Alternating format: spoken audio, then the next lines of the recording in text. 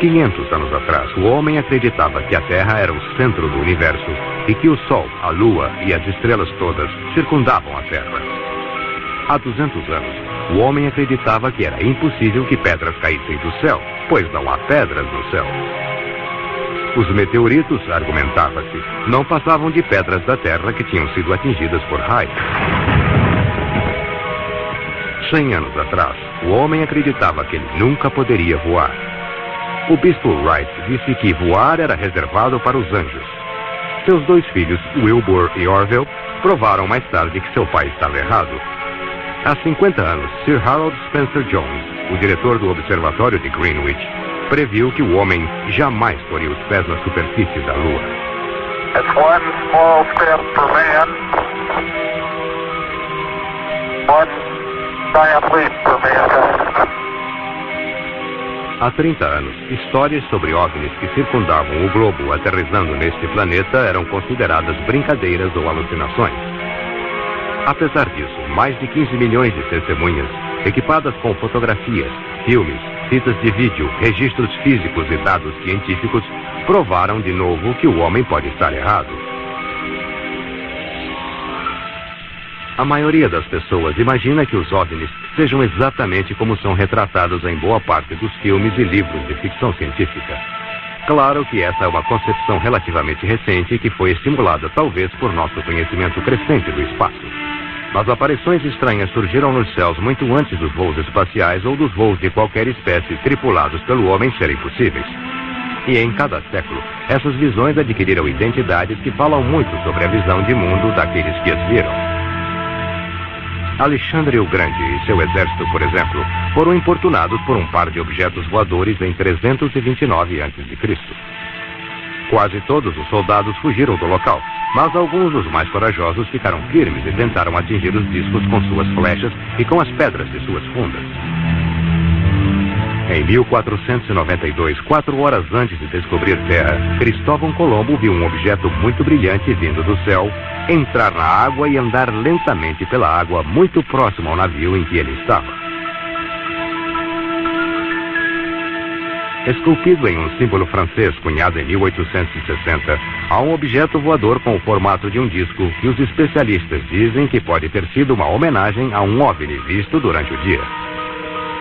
O grande astrônomo britânico Edmund Halley, famoso devido ao cometa, também viu uma série de objetos aéreos inexplicados em março de 1716. Um deles iluminou o céu por mais de 2 horas e era tão brilhante que Halley conseguiu ler um texto impresso com sua luz. Houve aparições em 1897 de algo mais leve que um barco aéreo, que tinha propulsores, portinholas e faixas brilhantes de busca direcionados para o chão. Em 1917 ocorreu o que pode ter sido a maior multidão de pessoas a testemunhar um OVNI em Fátima, Portugal. 50 mil pessoas observaram admiradas um imenso disco de prata que começou a girar como um moinho de vento e a dançar no céu. Após mergulhar em direção à Terra, ele subiu de volta ao céu e desapareceu em direção ao Sol. Uma noite, durante o verão de 1948, Clyde W. Tombaugh, o astrônomo que descobriu o planeta Plutão, estava sentado nos fundos de sua casa em Las Cruces, Novo México. Ele e várias testemunhas, inclusive outros membros de sua família, viram uma nave estranha e brilhante movendo-se acima deles. Todas as testemunhas concordaram que o objeto era, sem dúvida, uma nave sólida e que era provavelmente alguma forma de aparelho extraterrestre. Pilotos da Força Aérea da Segunda Guerra Mundial relataram aparições de OVNIs sobre a Alemanha. Eles apareceram do nada e pareciam estar brincando com a aeronave. Pilotos militares os denominaram de combatentes do Fu, sendo que Fu em francês significa fogo. O major reformado da Força Aérea, Paul Deutsch, descreveu um encontro de sua tripulação ocorrido no Japão. Aquela que minha tripulação viu foi uma nave cor de laranja que acompanhou nossa aeronave por muitas milhas. O que pudemos registrar por nosso estabilizador horizontal não sabemos a que distância. É difícil de determinar. E os soldados que tinham controle de todas as armas nos bombardeiros B-29 atiraram e vimos rastros que vinham direto em nossa direção, mas nada aconteceu. Na época, achamos que era algum aparelho secreto japonês, provavelmente fabricado pelos alemães. E posso acrescentar que o pessoal baseado na Europa achou que era um aparelho alemão e os alemães acharam que era uma arma secreta aliada. Todo mundo achou que era do outro e ninguém sabia o que era.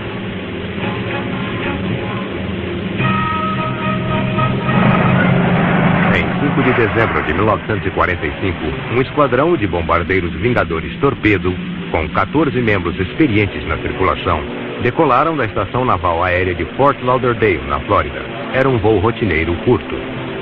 Cada avião estava com o tanque de combustível cheio e as condições de tempo eram excelentes. Mas algo estranho aconteceu.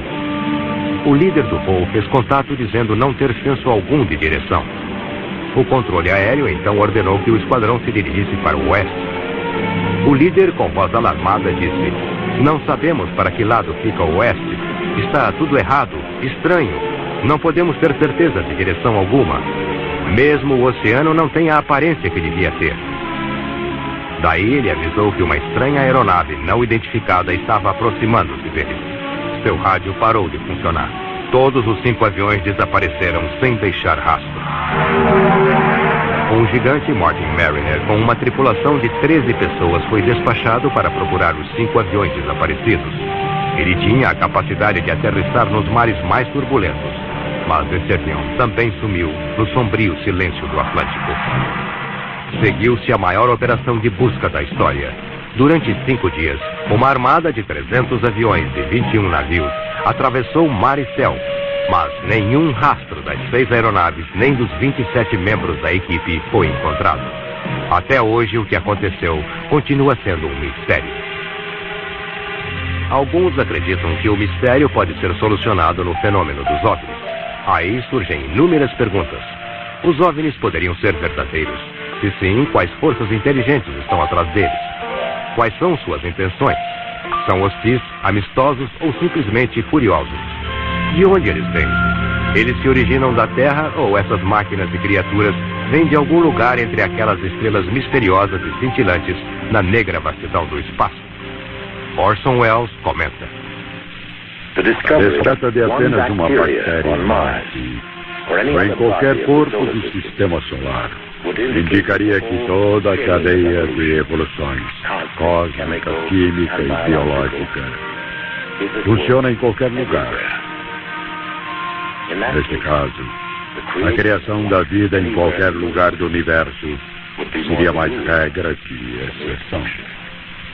Neste caso, pode haver outras civilizações inteligentes capazes de se comunicarem conosco.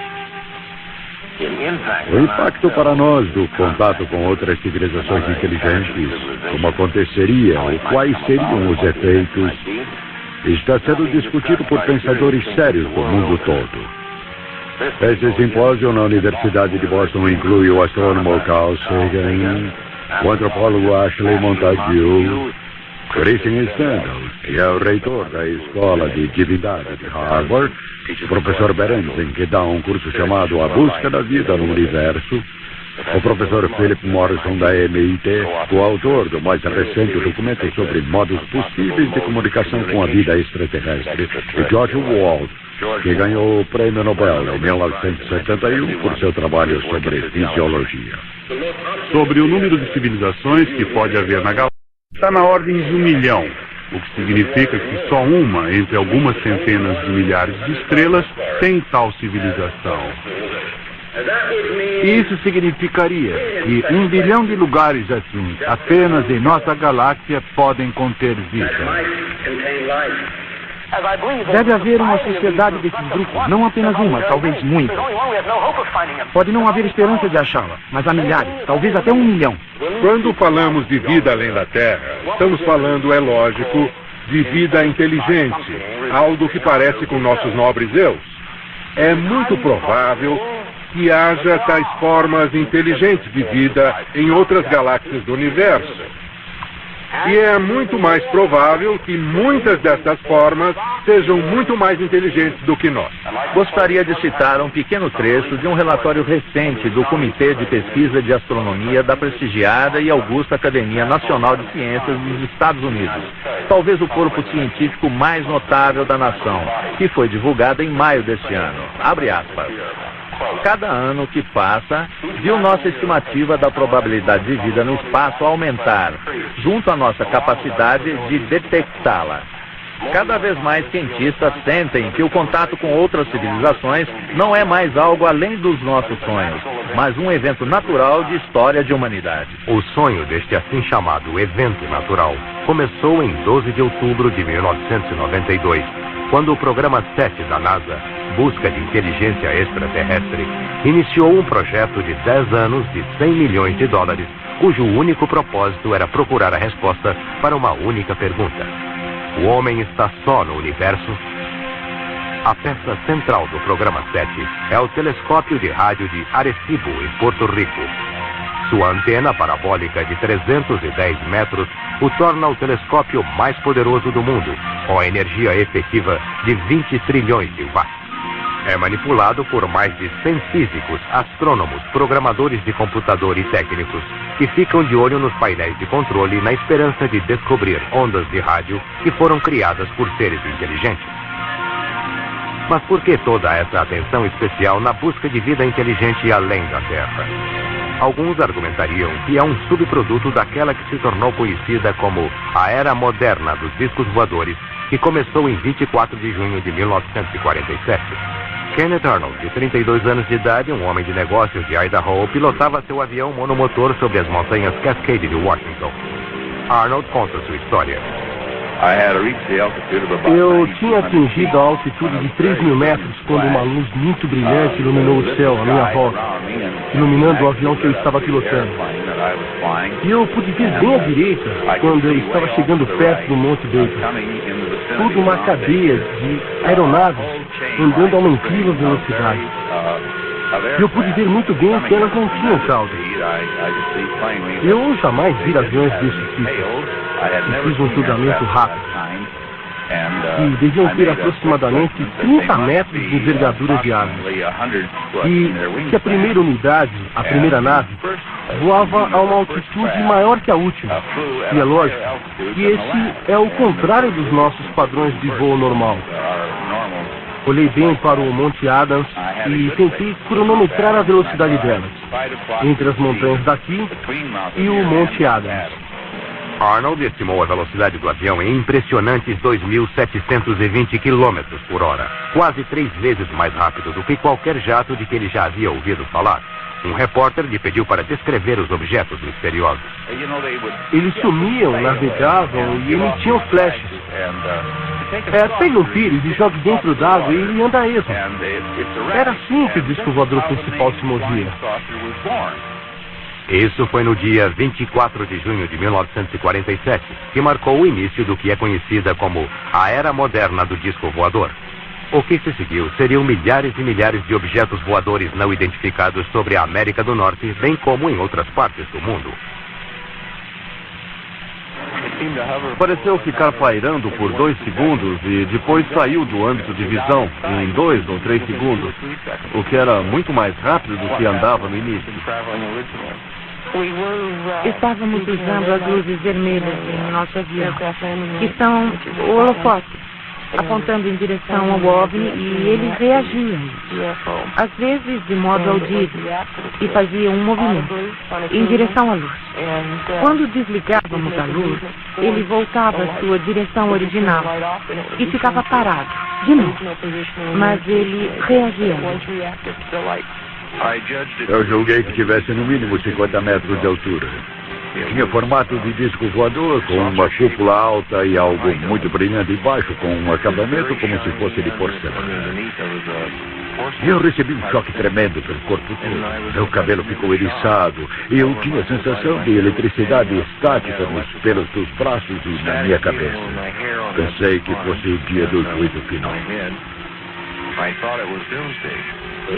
Ele estava na frente da porta gritando para que eu saísse. Vamos sair antes que nos pegue. Quando olhei, estava escuro como breu, e a essa altura, ele me segurava e gritava comigo, o que fez com que eu gritasse mais. Eu estava histérica, se é que posso explicar como eu estava. E ele dizia para que eu tirasse as crianças dali, senão ele ia nos pegar, mas eu não via nada. Olhei de novo e de repente vi uma luz brilhante, e ainda não sabia o que estava vendo. Sei que isso o assustou, mas quando vi o que ele estava olhando, achei melhor atendê-lo. Fui até o corredor, peguei minha filha e saí pela porta da frente. Ele já tinha pegado nosso filho. Quando ele voltou pela segunda vez, achei que a morte havia chegado, que era o fim. E logo que tocou no chão, iluminou toda a área. Não podíamos ver dentro, mas via-se o contorno de todo o objeto. Via-se um ponto no céu e vi que andava muito, muito depressa. Após um tempo, ficou parado no ar. Mais ou menos 1,30 m. Cabeças muito grandes, sem cabelos na cabeça, sem sobrancelhas ou quaisquer pelos no rosto. E tinha os olhos muito grandes. O cheiro mais forte eu senti quando os seres chegaram mais perto de mim. Eles me olharam. Não falamos verbalmente como estamos falando agora. Era uma coisa telepática. Uma pesquisa Gallup recente calcula que 1 entre cada 2 americanos acredita na existência de OVNIs. Cerca de 15 milhões de pessoas relataram terem visto OVNIs, dos quais cerca de 2 mil foram encontros com OVNIs aterrissados e seus ocupantes. Os OVNIs foram bombardeados por aviões caça e mísseis antiaéreos, mas sem efeito. Eles liberam poderosas cargas eletromagnéticas, frequentemente causando falhas nos motores e nos circuitos elétricos. Eles evocam reações estranhas e de medo em animais e, frequentemente, causam profundos distúrbios psicológicos nos seres humanos. Eles têm a capacidade de se materializar como se vindos do nada, mas mais frequentemente somem como que por encanto no meio de uma aparição. Tanto olhos humanos quanto instrumentos de radar observaram manobras aéreas inacreditáveis, tais como giros de 90 graus a vários milhares de quilômetros por hora, e já se cronometraram velocidades acima de 25.600 quilômetros por hora. Não pode restar mais nenhuma dúvida, mesmo no cético mais ardoroso, de que os OVNIs existem. A pergunta é, de onde eles vêm? Se vieram de outra galáxia, viriam de no mínimo 2 milhões de anos-luz de distância. Mesmo viajando à velocidade da luz, 298 mil quilômetros por segundo, levariam 2 milhões de anos para chegarem aqui.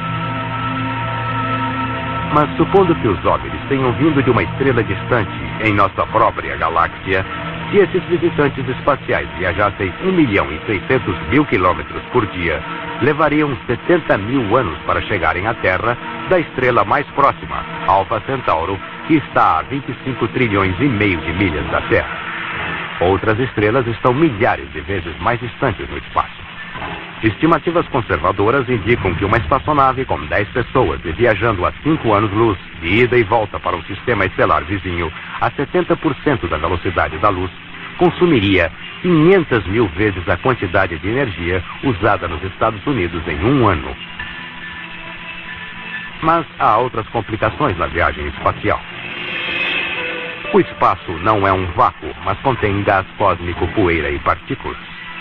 O vencedor do prêmio Nobel, o professor Edward Purcell, de Harvard, salienta que um veículo espacial que viaja à velocidade da luz colidiria com esse material espacial na forma de radiação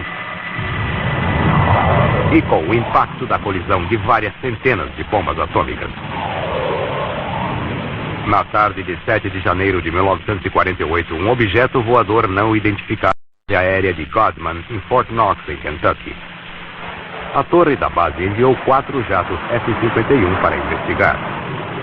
O líder do voo, capitão Thomas S. Mantell, relatou ter visto um objeto às 15 horas e 15 minutos. Ele se separou da formação em perseguição ao objeto. Poucos minutos depois, ele mandou um rádio para a torre. Estou me aproximando agora para dar uma boa olhada. Está diretamente à frente e acima, e ainda se movimenta à metade da minha velocidade. A coisa parece metálica e de um tamanho imenso. Vou subir a 6.500 metros e, se não me aproximar, abandono a perseguição. Essas foram as últimas palavras do capitão Mantell. Mais tarde, naquele dia, seu corpo foi achado em um campo próximo, os destroços de seu avião espalhados por 1 quilômetro em volta. Houve muitas outras aparições naquele ano. Em julho de 1948, o Comando Aéreo Estratégico em San Antônio relatou ao diretor do FBI, J. Edgar Hoover, que uma aeronave não identificada foi vista por um piloto, pelo copiloto e mais alguns passageiros da Eastern Airlines que voavam sobre Montgomery, Alabama. A aeronave foi descrita como sendo um tipo não convencional sem asas e parecia, de modo geral, com um foguete desses que aparecem em histórias em quadrinhos. Foi descrito como tendo janelas, ser maior que o avião da Eastern Airlines e estar viajando a uma velocidade estimada de 4.320 km por hora. Por pouco, ele não colidiu com o avião da Eastern Airlines. Em um memorando do FBI datado de 14 de março de 1949, vem o seguinte relatório. A Força Aérea acredita que discos voadores sejam mísseis construídos pelos homens e não fenômenos naturais, e que há cerca de 4 anos soube-se que algum tipo de discos voadores estavam sendo testados pelos russos.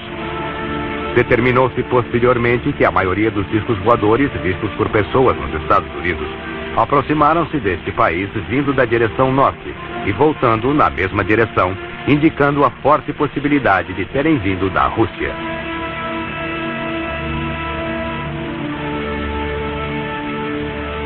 Na noite de 19 de julho de 1952, o controlador de voo Harry G. Barnes, no Aeroporto Nacional em Washington, D.C., captou 7 objetos que se moviam lentamente através de seu radar. Ele ligou para a Força Aérea de Andrews e soube que eles estavam vendo sinais luminosos idênticos em seu radar. 2 jatos F-94 puseram-se imediatamente a sondar os céus sobre Washington, onde eles não encontraram absolutamente nada. Assim que os jatos se afastaram, os sinais luminosos reapareceram nas telas do radar, permanecendo lá até o amanhecer. Uma semana depois, Harry Barnes captou mais 10 objetos pelo radar. A base da Força Aérea de Andrews confirmou que os mesmos objetos desconhecidos também estavam em seus radares. Barnes ligou para o Pentágono e mais 2 jatos vieram voando ruidosamente sobre Washington. Mas, desta vez, os OVNIs permaneceram visíveis nas telas e um dos caças-bombardeiros informou ter visto algo com 4 luzes. A uma certa altura, o piloto informou pelo rádio que as luzes estavam cercando o seu avião, mas logo os OVNIs partiram rapidamente, desaparecendo na noite. Mais tarde, naquela manhã, Harry Barnes deu esse depoimento, abre aspas. Não há outra conclusão a que eu possa chegar, a não ser que durante 6 horas na manhã de 26 de julho, havia pelo menos 10 objetos não identificáveis se movimentando acima de Washington. Não eram aeronaves comuns, nem, em minha opinião, algum fenômeno natural pode explicar essas manchas em nosso radar. Fecha aspas. O Pentágono foi inundado de perguntas por parte da imprensa, e o presidente Harry Truman pediu ao secretário de Defesa Florestal que descobrisse o que estava acontecendo na Terra ou fora dela. Em 27 de outubro de 1952, o FBI divulgou este memorando. A inteligência aérea ainda crê que os discos voadores sejam ilusões ópticas ou fenômenos atmosféricos, mas alguns oficiais militares estão considerando seriamente a possibilidade de existência de naves interplanetárias. O jornalista e investigador Frank Edwards, autor de Discos Voadores, um Assunto Sério, fez o seguinte comentário. Esse é o comunicado de Frank Edwards. Se são reais ou não os discos voadores, oficialmente chamados de objetos voadores não identificados.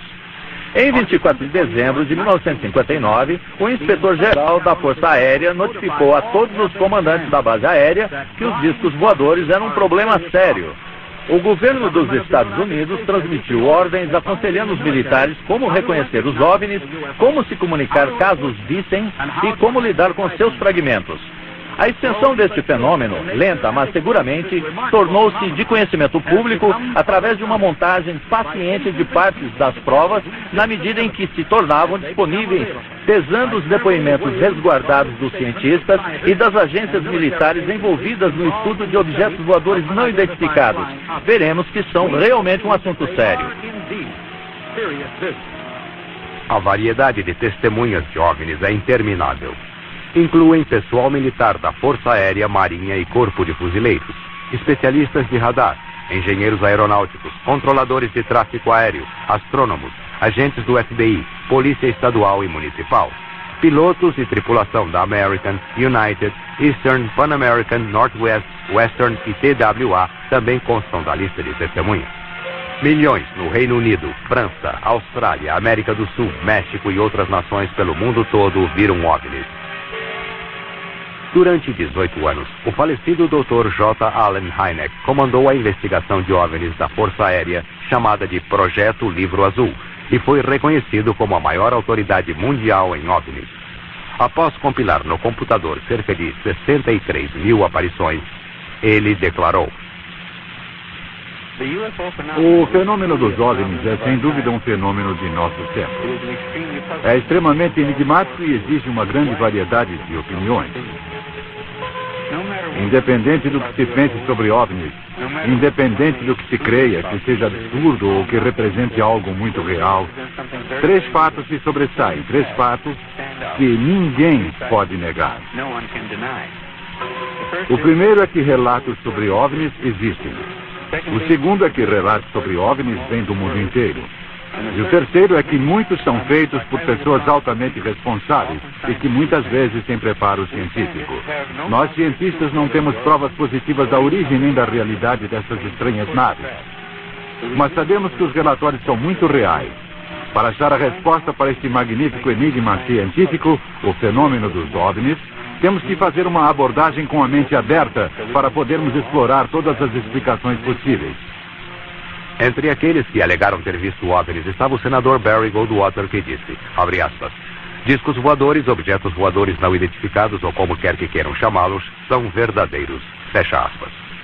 O astronauta Gordon Cooper disse, abre aspas, acredito que esses veículos extraterrestres e suas tripulações estejam visitando este planeta oriundos de outros planetas, que obviamente são muito mais adiantados tecnicamente que nós na Terra, fecha aspas. O príncipe Philip da Inglaterra é um fanático por discos voadores. Ele faz meticulosamente gráficos de todas as aparições importantes de discos voadores em um mapa de parede gigantesco no seu estúdio particular no Palácio de Buckingham. O general Douglas MacArthur foi o comandante supremo de todas as forças aliadas no Pacífico Sul durante a Segunda Guerra Mundial. Ele acreditava em OVNIs e até autorizou um relatório de cerca de 20 mil páginas. Durante um de seus últimos discursos à Cathedral West Point, ele disse: senhores, a próxima guerra não será uma guerra internacional, mas uma guerra intergaláctica. Ele acreditava não apenas que os OVNIs existiam em outros planetas, mas também que eram hostis. Em uma noite de outono de 1969, o governador da Geórgia, Jimmy Carter, preparava-se para um discurso na pequena cidade de Leary, quando ele viu um objeto brilhante no céu ocidental. Carter descreve sua experiência. Estávamos em cerca de 20 pessoas na frente de um pequeno restaurante, se não me engano. Em um desses locais de almoço. Quando uma espécie de luz verde apareceu no céu a leste. Creio que foi logo ao entardecer. E cada vez ficava mais e mais brilhante, até desaparecer. Não era uma substância sólida, mas uma luz muito estranha. Nenhum de nós entendeu o que era. O ex-presidente Ronald Reagan fez declarações relativas aos OVNIs em 18 ocasiões diferentes enquanto ocupava a presidência. Este é um trecho de um de seus discursos. Eu sempre me pergunto, e se todos nós, no mundo, descobríssemos que estávamos sendo ameaçados por um poder externo vindo do espaço, de outro planeta, de repente não descobriríamos que não temos diferenças entre nós? Depois de deixar a Casa Branca, Reagan admitiu ter visto um OVNI enquanto era governador da Califórnia. Ele estava a bordo do avião do governador na época. Sua esposa Nancy, bem como várias outras pessoas, também o viram e o descreveram diante. Eles o perseguiram por umas 300 milhas antes que ele desaparecesse do raio de visão do avião. Em 7 de novembro de 1975, um alarme disparou na base da Força Aérea de Malmstrom, em Montana, local de instalações de lançamento de mísseis Minuteman. Um time de alerta de sabotagem foi imediatamente para o local, onde viu um disco laranja brilhante do tamanho de um campo de futebol pairando sobre a área. Ele começou a se erguer e o radar do Comando de Defesa Aérea norte-americano o captou quando ele alcançou a altitude de 300 metros. 2 caças-bombardeiros F-106 foram despachados de Great Falls, Montana, para interceptar a aeronave. Mas antes dos caças chegarem, ela desapareceu das telas do radar. No dia seguinte, houve mais aparições, tanto visuais como por radar, sobre a base. Cada vez que os jatos penetravam na área, os OVNIs desligavam suas luzes, reaparecendo somente após os jatos terem partido. Nos 8 meses seguintes, 130 relatos semelhantes foram registrados no diário da base e no condado vizinho. Um dos primeiros e mais ilustres estudiosos de OVNIs foi Donald E. Keyhoe, um bacharel da Academia Naval e major reformado do Corpo de Fuzileiros. Em uma publicação de janeiro de 1950 da revista True, ele escreveu um artigo de grande alcance sobre os OVNIs. O artigo causou uma sensação instantânea e tornou-se um dos artigos mais amplamente lidos e discutidos do dia. Ele alegava que nenhuma de suas fontes de alto nível falaria sobre OVNIs, o que ele considerava como uma prova poderosa de que algo tremendamente importante estava sendo acobertado. Isso não vem do porta-voz da Força Aérea, nem do porta-voz do projeto. Eles simplesmente estão seguindo ordens. Essas ordens mandavam dar evasiva quanto a todas as aparições de OVNIs o mais rápido possível, assim que se tornassem públicas, negando que OVNIs realmente existam. Não estamos escondendo nada. As investigações são feitas públicas. As explicações, quando elas existem, foram tornadas públicas. Mais tarde, ele se tornou diretor do Comitê de Investigação Nacional sobre Fenômenos Aéreos, onde ele interrogou muitas agências do governo acerca do possível envolvimento ou conhecimento que tinham sobre os OVNIs. Segue um trecho de uma carta do FBI em resposta a uma das indicações do Major Keyhoe. Em resposta à sua carta de 22 de setembro de 1958, este departamento não tem informação sobre objetos voadores não identificados que possa ser divulgada. Isso não significa que esse departamento tenha informações relativas a objetos voadores não identificados que não possam ser divulgadas. Possíveis comunicações com veículos extraterrestres de outro planeta, caso o objeto voador não identificado prove ser extraterrestre, não é função do Federal Bureau of Investigation. Assinado John Edgar Hoover, diretor do FBI.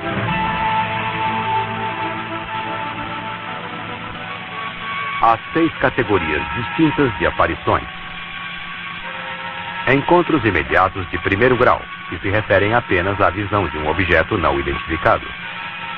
Encontros imediatos de segundo grau, que incluem tanto a aparição do OVNI, como também a prova tangível da aeronave ter passado pelo local, tal como marcas no chão, queimaduras na grama ou interferências em circuitos elétricos. Encontros imediatos de terceiro grau, que é o confronto direto com um ser ou entidade espacial, às vezes chamado de humanoide. Encontros imediatos de quarto grau envolvem a alegação de sequestro, onde pessoas afirmam terem sido involuntariamente levadas a bordo de um OVNI, geralmente para propósitos experimentais. Encontros imediatos de quinto grau envolvem contatados, ou pessoas que afirmam estarem em contato pessoal com entidades de OVNIs, geralmente por meios metafísicos ou ocultos. Encontros imediatos do sexto grau incluem ferimentos ou mortes resultantes de um encontro imediato com o OVNI.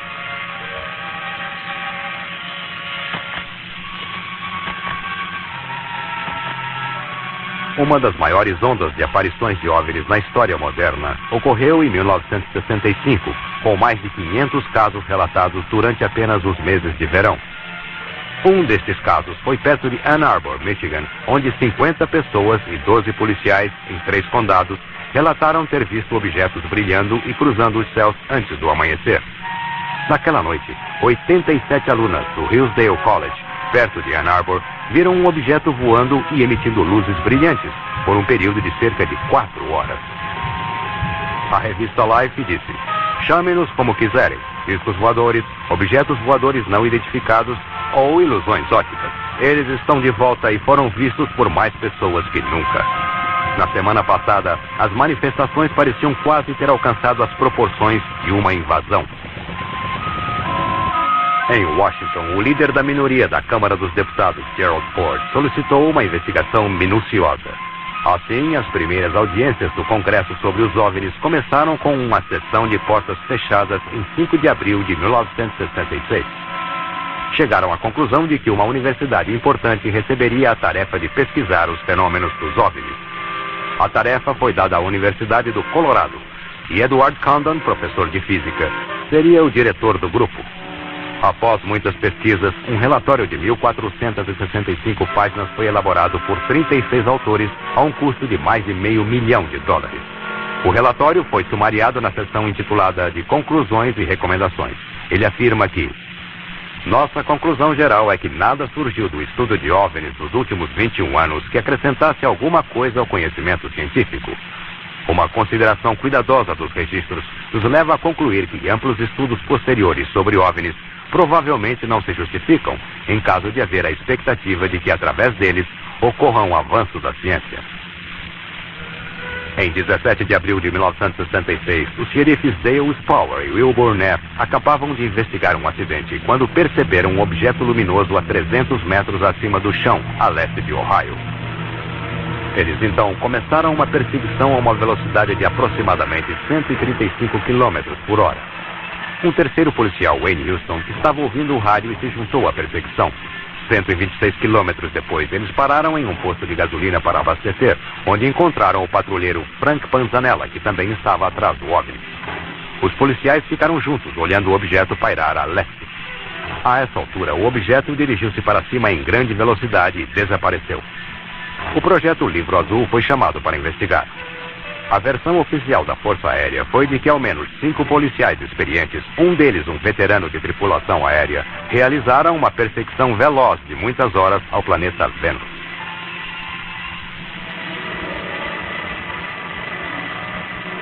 Por mais de 20 anos, de 1948 até 1969, a Força Aérea dos Estados Unidos esteve encarregada de investigar relatos de OVNIs. O primeiro estudo estabelecido em 1948 foi chamado de Projeto Signo. Suas conclusões foram que os OVNIs eram reais e calculavam que eles fossem aeronaves interplanetárias. O Pentágono censurou o relatório, acusando-o de uma fantasia de ficção científica.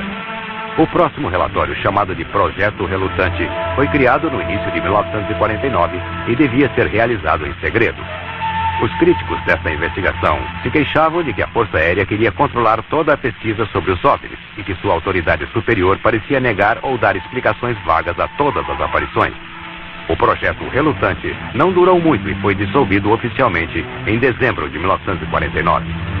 No entanto, houve muitos relatos recentes sobre aparições de OVNIs no Novo México e assim a Força Aérea lançou um novo estudo conhecido como Projeto Vislumbre.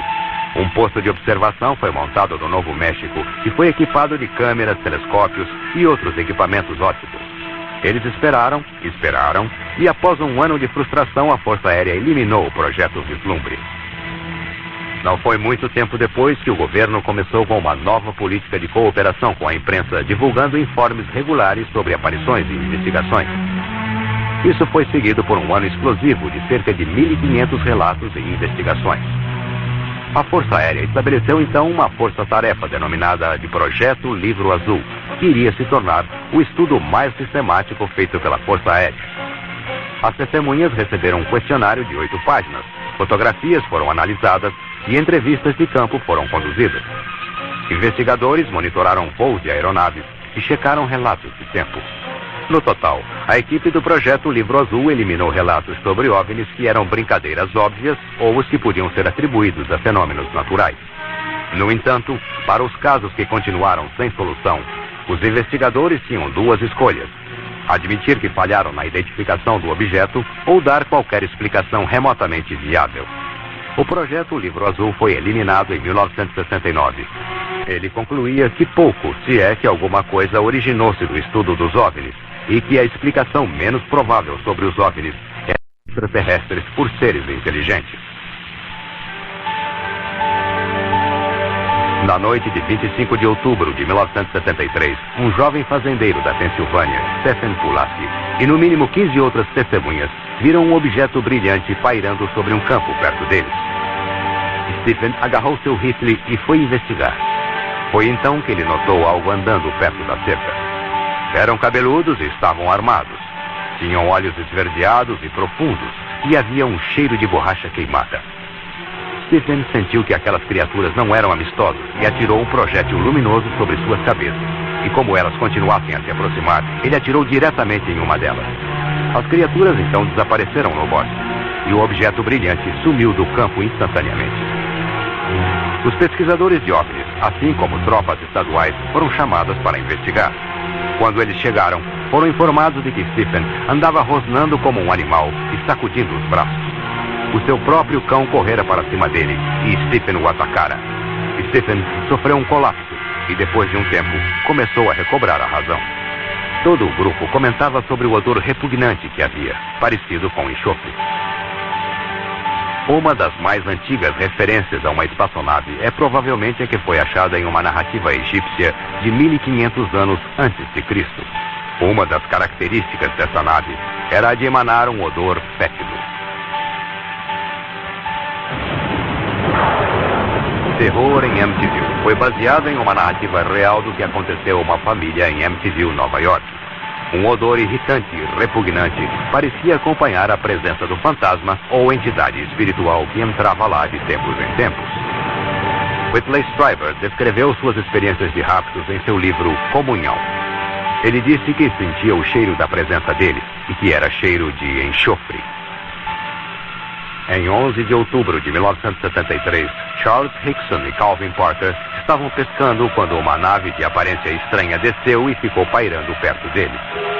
Parker desmaiou e Hickson ficou paralisado, mas conseguiu continuar observando o que estava acontecendo. Duas entidades emergiram da nave e pegaram Hickson pelos braços e o carregaram para dentro da nave, onde ele foi totalmente examinado. Depois, ele foi levado de volta para onde estavam pescando às margens do rio. Quando os dois pescadores foram à delegacia contar sua história, eles foram interrogados e depois deixados a sós em uma sala que tinha um microfone escondido. A gravação da conversa deles revelou que ambos estavam muito assustados com a experiência. O trauma emocional fora tão grande para Parker que depois que Hickson saiu da sala, ele começou a orar. Ele acabou tendo um colapso nervoso como resultado da experiência. Na primavera de 1959, OVNIs causaram pânico no pessoal do radar e da Força Aérea Soviética, pairando e circulando por mais de 24 horas acima de Sverdlovsk, o quartel-general do Comando Tático de Mísseis. Pilotos russos de caças receberam ordens de alçar voo para afugentar os OVNIs, mas posteriormente comunicaram que os objetos alienígenas escaparam facilmente com manobras de seus jatos e zigue-zaguearam para evitar os tiros de suas metralhadoras. A espaçonave russa Salyut 6 voltou para a Terra em 1978, depois de 96 dias em órbita.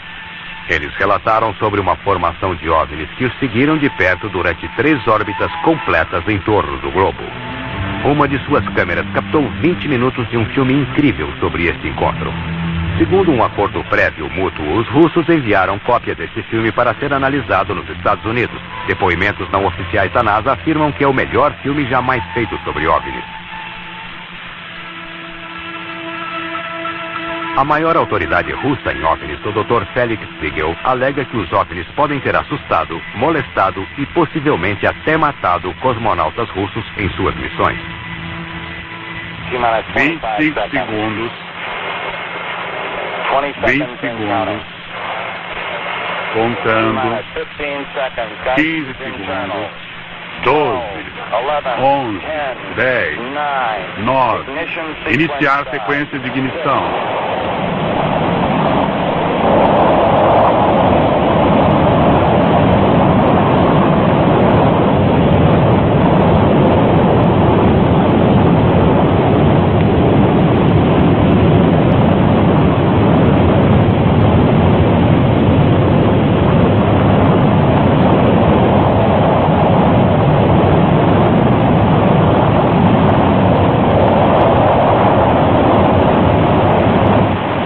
Pelo menos 6 missões espaciais, astronautas dos Estados Unidos encontraram OVNIs. O jornalista Frank Edwards registra o seguinte incidente.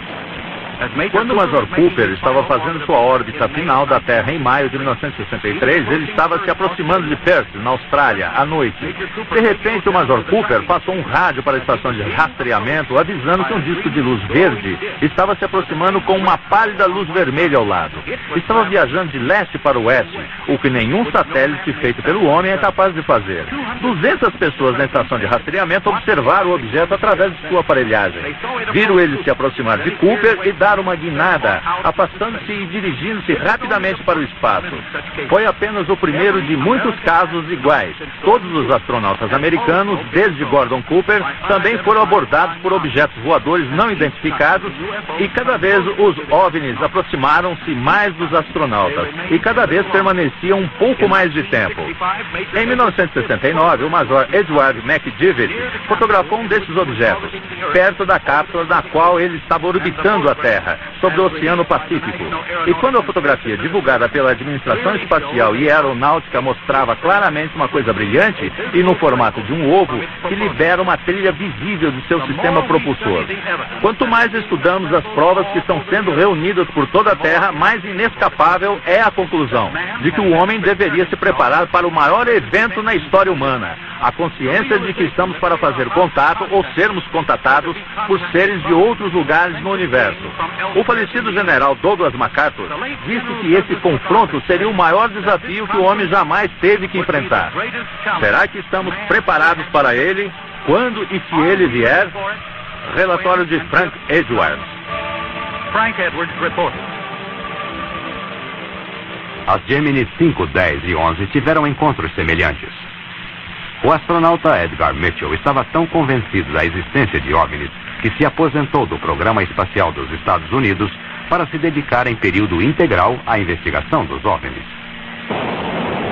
Durante nossa primeira missão à Lua, o controle da missão registrou a seguinte transmissão de ruídos estranhos que foram ouvidos na espaçonave Apollo 11.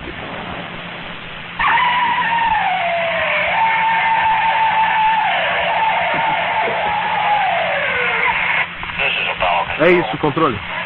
Não sabemos o que é. Ouvimos ruídos estranhos vindos da Apollo 11. Se é que é da Apollo 11. Talvez devêssemos checar depois com a missão para saber o que são esses ruídos estranhos.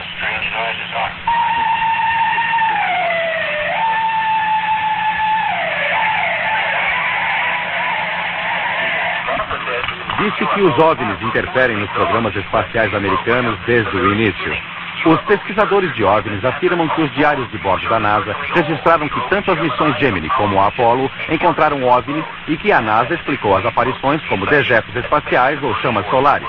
Mas alguns dos seus próprios astronautas discordam. Aparições de OVNIs foram relatadas por James Lovell, James McDivitt, Wally Schirra, Dick Clayton, Gordon Cooper e outros. Em março de 1989, ocorreram transmissões estranhas durante um voo espacial. Um operador de rádio amador de Maryland captou a voz do piloto da Discovery, Coronel John Blaha, falando em um canal secreto da NASA. Houston, aqui é a Discovery. Ainda estamos com a aeronave alienígena sob observação. Houston, aqui é a Discovery. Ainda estamos com a aeronave alienígena sob observação. O Dr. J. Allen Hynek explica em uma teoria alternativa que poderíamos estar tratando com algo de outra dimensão. Um dos aspectos mais intrigantes das aparições dos OVNIs é seu aparente isolamento no espaço e tempo. As aparições costumam acontecer em um lugar e um tempo e duram pouco. Às vezes aparecendo do nada e sumindo para o nada. Isso sugere muito mais uma realidade paralela do que, digamos, visitas de um planeta distante, e nesse caso seria de se esperar que ficassem por mais algum tempo. O jornal britânico Flying Saucer Review, revista do disco voador, foi fundado em 1955 e é amplamente reconhecida como a melhor publicação sobre OVNIs do mundo. Ela é escrita por cerca de 50 especialistas mundiais que dirigem as principais investigações sobre OVNIs. Ainda assim, um depoimento oficial do editor Gordon Creighton é surpreendente. Abre aspas. Parece não haver qualquer dessas naves ou seres sejam oriundos do espaço. Fecha aspas. Encontros imediatos do quarto grau são de longe os mais assustadores. Daqueles que afirmam ter sido sequestrados por alienígenas e levados contra sua vontade, talvez o caso mais famoso tenha sido o de Betty e Barney Hill. Sua história começou na noite de 19 de setembro de 1961, quando estavam voltando à sua casa de New Hampshire de férias no Canadá. Eles viram um ponto distante de luz que parecia se mover a esmo. Quando se aproximou, a luz se tornou mais intensa. Betty Hill se recorda. Essa nave surgiu do topo da montanha. Saiu da rodovia e parou no meio do ar. Barney pegou o binóculo e saiu do carro, tentando identificar a nave. Quando fez isso, ele viu um grupo de figuras em pé nas janelas, olhando para ele. E uma dessas figuras lhe disse: "Não tenha medo. Continue olhando, continue se mexendo, fique aí, não tenha medo. Nenhum mal vai lhe acontecer. Mas fique aí." E a nave começou a descer. E Barney voltou ao carro dizendo: Temos que sair daqui, vão nos capturar." E fomos voando pela estrada. Eles chegaram em casa sem maiores incidentes, mas nos dias e meses seguintes eles tiveram pesadelos, retrospectos e extrema ansiedade. Eles também foram incapazes de dar conta de mais do que 2 horas entre a hora em que encontraram o OVNI e a hora em que chegaram em casa. Onde foi parar o tempo que falta? O que aconteceu? Eles procuraram um psiquiatra e, através de hipnose, Betty e Barney Hill narraram uma história muito mais estranha do que aquela que tinham escondida em suas mentes conscientes. Pisamos no breque e o motor do carro parou. Eles se separaram. Veio um de cada lado e nos tiraram para fora. Levaram-nos por um caminho pelo bosque e levaram-nos a bordo. Fizeram um exame físico em nós. Fomos sequestrados.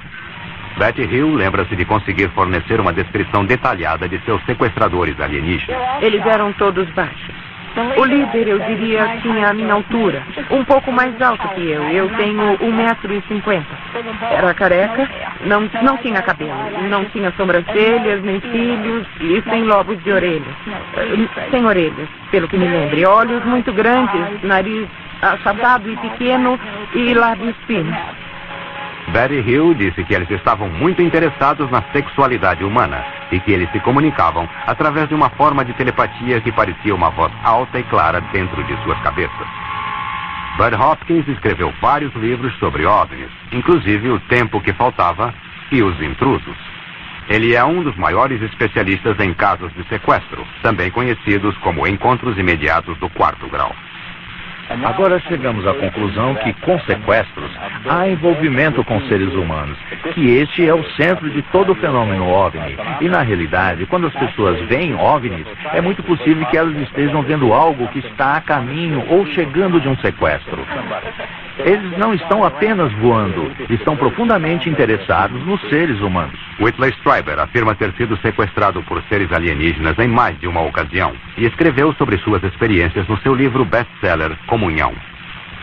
Desde que escrevi Comunhão, recebi cerca de 55 mil cartas de pessoas que acham que coisas semelhantes aconteceram com elas. E ainda continuo recebendo 200 por semana. A Fundação dos Intrusos e o Fundo para a Pesquisa de OVNIs mostra que 1 entre cada 50 adultos americanos, 3.700.000 pessoas, indicam que podem ter tido uma experiência de sequestro com um objeto voador não identificado. Eu me lembro que minha mãe foi levada em um jipe e eu estava lá e eu fui levada por um OVNI. Havia uma luz de raio que descia e eu fui levada pelo raio para dentro da nave. Essas experiências parecem loucas, impossíveis segundo a nossa física. E com frequência usamos hipnose para ajudar a vir à tona todas as lembranças. Um grande cientista, Dr. Leo Sprinkle, realizou um estudo de 5 anos com 82 pessoas que relataram ter tido experiências com OVNIs. A maioria era capaz de reviver a experiência através de hipnose, e todas sofreram graves distúrbios psicológicos depois. Eles afirmavam ter sido levados para dentro de naves espaciais e terem sido examinados por humanoides que comunicavam mensagens telepáticas a eles. Dave Hunt é um jornalista e investigador que escreveu 18 livros. Sua pesquisa e especialidade em consultas o levam pelo mundo todo. Na Universidade de Cal State Long Beach, esqueci os nomes dos cientistas que trabalharam nisso. Isso faz muitos anos. Eles pesquisavam e pegavam pessoas a esmo. Eu sei que vai dizer que todo mundo foi sequestrado. Eles pegavam as pessoas a esmo, e quem não tinha ideia, nem indicação de que tinha sido sequestrado, eles os hipnotizavam. Elevavam a um estado de relaxamento profundo. Depois sugeriam que estavam sendo abordados por OVNIs e pediam que os descrevessem. A descrição deles era a mesma que a dos outros. Eles sugeriam que estavam sendo levados a bordo e perguntavam como eram as entidades e davam descrições semelhantes. E depois diziam que estavam sendo levados a bordo e perguntavam: o que está acontecendo com você? E eles diziam: estamos passando por um exame médico. Em seu livro Segredos dos OVNIs, o ufologista Don Elkins fez a seguinte observação: descobri que algumas pessoas alcançam o fenômeno de contato simplesmente sendo hipnotizadas. E a mesma mensagem geral permeia cerca de 90% das milhões de palavras recebidas por milhares de pessoas no mundo todo. Ninguém sabe o que é hipnose, ninguém sabe o que acontece na mente. É um estado de consciência alternativo como que os yogis e médicos feiticeiros praticam.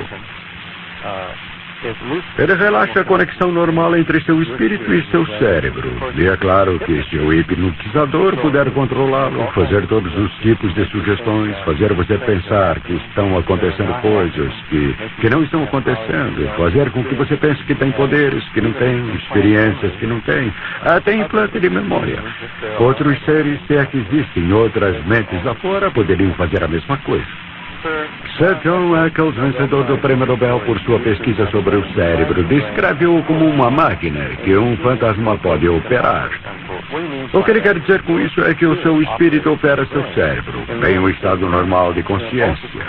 Em um estado alterado, alcançado na yoga, meditação transcendental e hipnose, você relaxa a conexão normal entre seu espírito e seu cérebro. Isso permite que o outro espírito, outras entidades, outras mentes se interponham e comecem a admoestar os neurônios em seu cérebro, criando um universo de ilusão.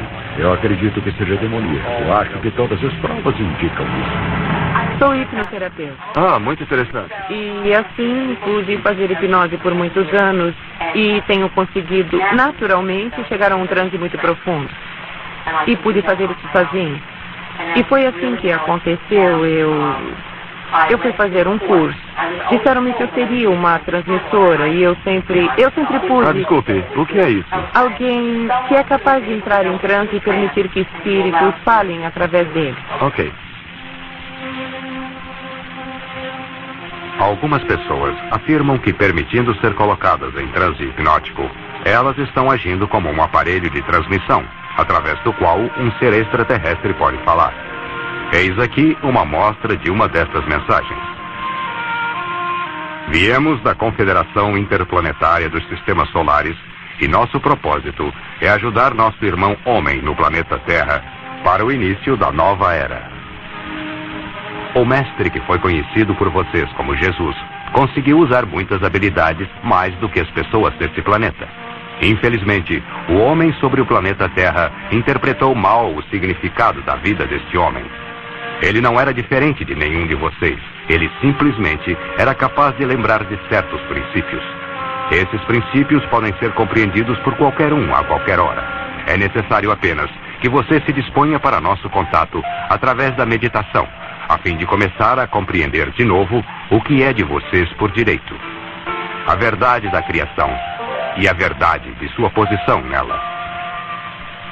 Vós não sabeis que sedes deuses? Ficamos intrigados, às vezes, pela incapacidade das pessoas em geral deste planeta de serem despertadas para essa simples verdade. Achamos que o estado de hipnose trazido pela evolução do pensamento das pessoas deste planeta é tão grande que é necessário que ele mantenha uma consciência constante de sua natureza espiritual através da meditação. O homem está agora em um período transitório, antes do amanhecer da nova era. Com paz, amor, irmandade e compreensão por parte do homem, ele verá uma grande nova era surgir. Em seu livro, A Peregrinação do Disco Voador, Brian Reeves resume seus achados nesta declaração. A partir de nossa análise, os ensinos dos seres espaciais parecem apoiar muitos dos princípios ensinados na filosofia oriental pelos profetas do Extremo Oriente. O pesquisador de OVNIs, John Weldon, faz a seguinte pergunta. É possível pensar que, literalmente, milhares de extraterrestres genuínos voariam milhares de anos-luz simplesmente para ensinar a filosofia da nova era, negar o cristianismo e apoiar o oculto? E por que as entidades, na verdade, se apossam e habitam pessoas, como fazem os demônios, se forem realmente extraterrestres evoluídos? O Dr. Pierre Guérin, um eminente cientista associado ao Conselho Nacional Francês de Pesquisa Científica, conclui que a conduta dos OVNIs é mais adequada à magia do que à física como a conhecemos, e que os ovninautas modernos e os demônios do passado são provavelmente idênticos. A palavra demônio em grego vem da raiz que significa conhecimento ou inteligência, significando que os demônios têm acesso ao conhecimento e à informação negada aos mortais comuns. Depois do que aconteceu comigo, as experiências de comunhão, decidi que poderia ser boa ideia aceitar a ideia do diabo, caso seja isso o que eu vi. Se você olhar de perto para a vida do mundo, verá a obra do mal no mundo. Parece haver, atrás disso, um tipo de maquinário que está muito além do acidente da vida humana. Você pode literalmente hipnotizar as pessoas, lhes dizer que é um gato no colo delas, que elas o verão, vão ouvi-lo ronronar, vão mimá-lo e senti-lo. Ele não está lá fisicamente. Você diz ao gato para ganhá-lo, sabe? E para tirá-los de lá, terá marcas de arranhão em suas bochechas. Um objeto não físico sob as condições adequadas pode deixar evidência física. Acho que é demoníaco.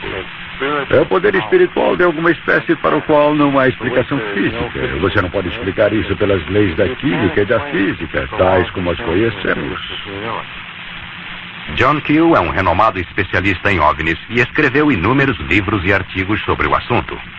Considerando-se um agnóstico, ele fez esta declaração.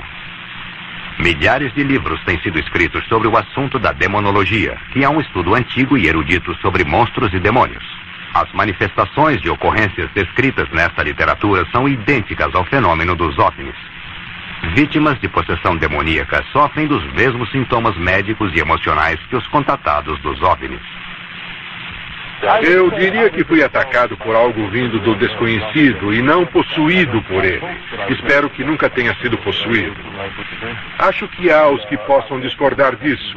Eu não acho que tenha sido uma loucura. Se saiu da minha mente, veio de uma parte da mente que é universal a todos nós. Como Stryber, há milhares de outros que sentiram algo mau e demoníaco. Algo que está ali, sondando as pessoas, inspecionando, pondo pensamentos em suas mentes e manipulando seus corpos. Eu sei de coisas diferentes que estão ocorrendo dentro do meu corpo, que ainda estou sendo visitado. Estou trabalhando em um projeto em que permito que os espíritos em casas mal assombradas falem através de mim. Em encontros imediatos do terceiro grau, o primeiro filme que surgiu sobre OVNIs, na casa em que a mãe e o garotinho moravam, os brinquedos começaram a correr e os parafusos se soltavam na presença dos OVNIs. O que o filme estava dizendo era que as mesmas pessoas que dirigem os OVNIs estão nas casas assombradas. E eu diria que isso é absolutamente verdadeiro. Em 1969, a Gráfica Oficial dos Estados Unidos divulgou uma publicação de 400 páginas intitulada OVNIs e Assuntos Relacionados, uma bibliografia anotada. A autora era a escritora de bibliografias da Biblioteca do Congresso, senhorita Lynn E. Catou. Durante sua pesquisa, ela leu cerca de 1000 artigos, livros e outras literaturas. Ela resume seus achados no prefácio da bibliografia. Uma grande parte da literatura OVNI disponível está ligada de perto ao misticismo e ao metafísico. Trata de assuntos como telepatia mental, psicografia e entidades invisíveis, bem como de fenômenos como manifestações de poltergeist e possessão. Muitos dos relatos de OVNIs que estão sendo publicados agora na imprensa popular contam sobre possíveis incidentes que são extremamente semelhantes à possessão demoníaca e fenômenos psíquicos que são conhecidos há muito tempo pelos teólogos e parapsicólogos. Esse documento foi compilado para a Força Aérea dos Estados Unidos e está agora na Biblioteca do Congresso. O Dr. Jacques Vallée falou às Nações Unidas sobre OVNIs e foi o modelo para Lacombe no filme de Steven Spielberg, Encontros Imediatos do Terceiro Grau. Ele é autor de 8 livros sobre OVNIs e foi amplamente reconhecido como o melhor cientista investigador no âmbito da pesquisa de OVNI. No seu livro Mensageiros do Engano, Vallée diz que um paralelo impressionante pode ser feito entre os ocupantes de OVNIs e a concepção popular dos demônios. E em seu livro, Confrontos, ele escreve: os exames médicos aos quais os sequestrados dizem que estão submetidos costumam acompanhar manipulação sexual sádica, que lembra os contos medievais de encontros com demônios.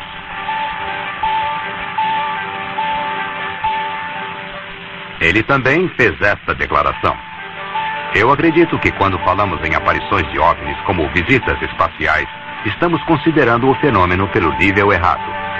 Não estamos com ondas sucessivas de visitas do espaço, mas estamos lidando com um sistema de controle. E ele afirma: os OVNIs são os meios através dos quais os conceitos do homem estão sendo reformulados. Eles estão se engajando em um empreendimento mundial de sedução subliminar. Jacques Vallée, ele era pelo menos naquela época em que escreveu o livro Um Agnóstico. É interessante que ele chegue às mesmas conclusões que eu cheguei como cristão na minha pesquisa. Ele disse sobre os OVNIs que eles são reais, mas não são físicos. Eles são os mensageiros do engano. Isso é baseado em sua pesquisa de cerca de 20 anos. Eles parecem estar nos preparando psicologicamente e nos armando uma fraude que é horrível demais até para imaginar. Eu concordaria com isso.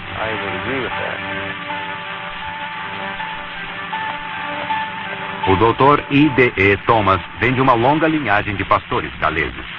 Ele é atualmente o pastor titular da primeira igreja batista de Maywood, Califórnia, e escreveu vários livros que tiveram ampla circulação. No seu livro, A Conspiração Ômega, o Dr. Thomas explica os fenômenos de objetos voadores não identificados e oferece uma explicação que poderia identificar seres que os operam. Por mais incrível que essa explicação possa parecer, pensemos no antigo ditado de Heráclito, que há 500 anos antes de Cristo disse: por ser às vezes tão inacreditável, a verdade deixa de ser conhecida.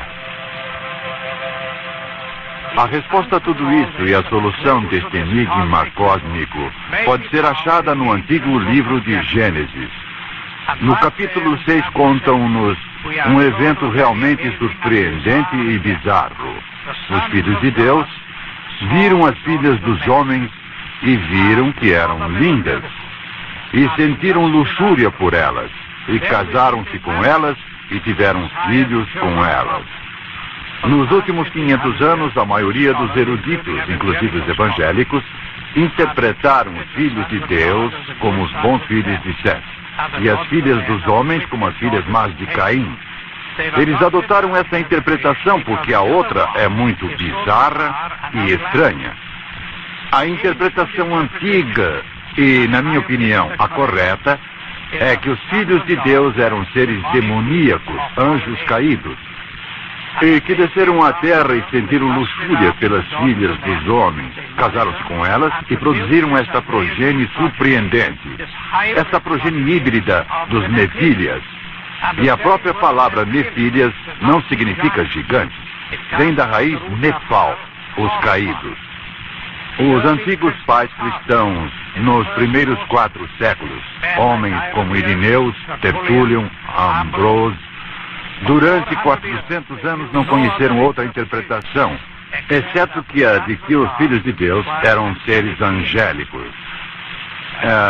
Joséfos, um historiador judeu cosmopolita, diz o mesmo. Lemos isso no livro de Jó, que quando Deus fez a fundação da terra, os filhos de Deus gritaram de alegria. É óbvio que os filhos de Deus não podiam ser seres humanos se não tivessem sido criados por eles.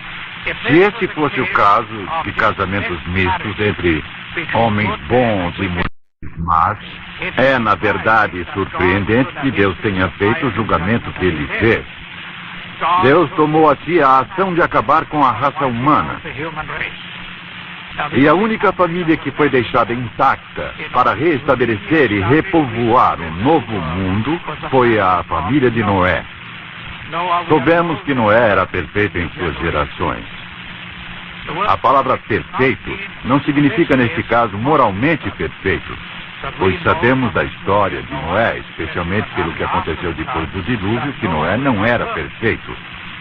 Isso significa, então, que como o bezerro para o sacrifício pascal, esse bezerro tinha que ser imaculado, fisicamente puro, sem máculas. Esse parece ter sido o caso de Noé. A única família que permaneceu não contaminada por esses seres estranhos que apareceram do espaço. A única linha que era pura e limpa do ponto de vista de Deus para começar um novo mundo e uma nova civilização. Jesus disse: como nos dias de Noé, assim será nos dias da vinda do Filho do Homem. Dentre todos os patriarcas e profetas do Velho Testamento, a chave da profecia, acima de todas as outras, é Noé. E algo aconteceu nos tempos de Noé, algo que era uma característica distinta do seu tempo, que não aconteceu nem antes nem depois. Guerras, fomes, pestilências e desastres naturais sempre aconteceram. Mas algo aconteceu nos dias de Noé, e foi a mais sinistra e bizarra de todas as coisas que aconteceram, que foi o casamento misto entre a raça angélica e a raça humana. E é claro que a mente atrás disso tudo foi um outro anjo, um anjo caído, Lúcifer.